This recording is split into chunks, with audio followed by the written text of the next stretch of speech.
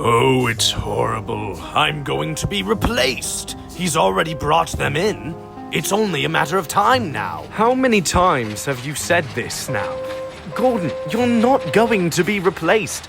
This is, the 17th time that you've thought that the Fat Controller was replacing you, and he never has, and he never will. You don't understand, Edward. He's already brought them in. It's that new high-speed engine from the mainland. Well, I, for one, haven't seen any. Well, I stand corrected. Enjoy your retirement, Gordon. What? Out of all the Railway series characters that never got released, I've always thought that Pip and Emma should have more than any other character. This is very much just a basic repaint of an old Imaginarium train that I've had since I was 5 because I didn't have express coaches. But now I have a lot of express coaches, and I even have what this train originally was, brand new in the box. But no one is arguing with me that there's been a significant amount of work done. I actually got this one as a present because I said I wanted to make another coach for this one. But it fills up a lot of space on my new in-box shelf, and honestly I kinda like how it looks on there. And I don't really need another coach right now, so until then it'll probably just stay in the box. Like I said, I got these because I didn't have express coaches, but this slanted part was hidden in the box, so you can't blame 6-year-old me for getting confused and thinking that these were just coaches. After all, the only one that you could see the full one for was the one in the middle that did look like a coach. But hey, I'd say everything has worked out pretty well since. These were honestly very quickly finished. I really did it all in one night. It was actually the night that I finished the first custom showcase video, and I actually have pictures of them on the set that I built for that video. However, since I had already finished editing that video, I decided that I didn't want to go back in and add these guys. I thought I'd save them for their own thing. I'd say that of all my customs, these guys are my best. Not to say that my other customs are bad, but these guys just turned out really clean. It's hard to think that this and this are made by the same person. My favorite part about these is hands down the faces. They just turned out so good, and at this small of a scale, I'm so proud of how these turned out. In case someone doesn't believe me for how small these guys' faces are, here's it compared to a toothpick.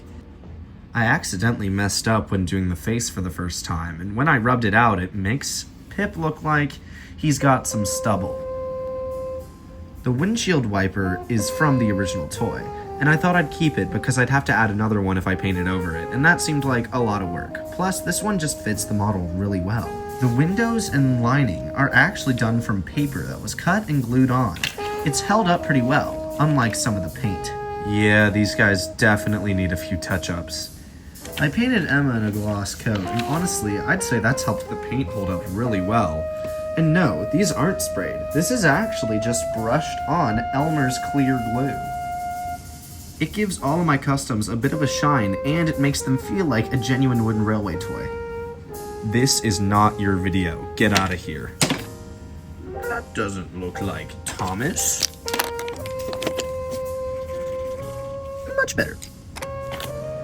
Something that I was really proud of making this was on the coach.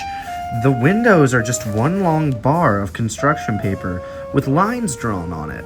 That really saved me a ton of time because I didn't have to cut out individual squares. Plus, it made it so sturdy because I got to glue on just a long line instead of, again, individual squares. If there's one thing that I just don't like about these models, it was the fact that I decided to paint the wheel rims. I didn't want to keep them bare, but looking back, that wasn't a great decision. I wish I'd done that, because now it's really hard to get the paint pen off. But honestly, besides little paint chips here and there, there's nothing that I really have to diss about this toy. I think that it looks like something that Learning Curve could have made, despite the wheels. If I change them out, I'm sure this will look really cool, but unfortunately, I don't want to damage these bogies because they feel kind of fragile. They're either made out of strong plastic or really cheap wood, and I'm not willing to find out which one it is. That being said, I do always have a backup if things go wrong. But I doubt I could make these look as good as they do right now again. So, I'm gonna just keep them as they are. I do have a lot of new customs that I would like to show off at some point on the channel. I don't think I'm gonna do what I did last time and just have a large video showcasing all of them, because I want to give them all their own little moment.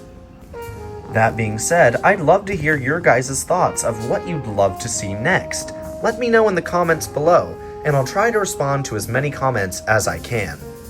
Who knows, maybe this video will get millions of views and I won't be able to respond to any of the comments because there are so many.